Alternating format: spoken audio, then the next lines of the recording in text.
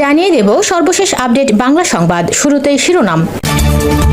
সরকার পতনের এক দফা দাবি আদায়ে দেশব্যাপী কঠোর কর্মসূচির সিদ্ধান্ত বিএনপির। এরপর থাকছে ক্ষমতা ছেড়ে দেশ থেকে পালাবে হাসিনা সরকার, পিনাকি ভট্টাচার্যের বিশেষ প্রতিবেদন।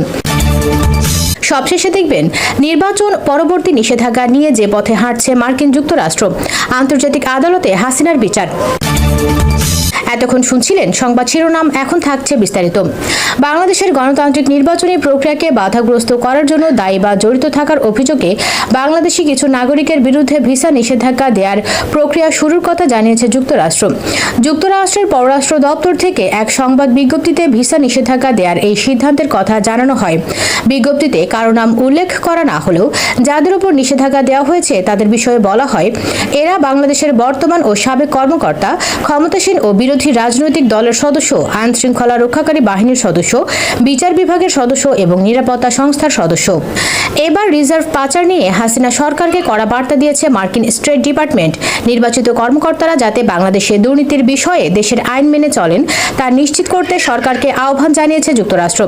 পররাষ্ট্র মন্ত্রণালয়ের মুখপাত্র ম্যাথিউ মিলার নিয়মিত ব্রিফিংয়ে এই আহ্বান জানান। তার কাছে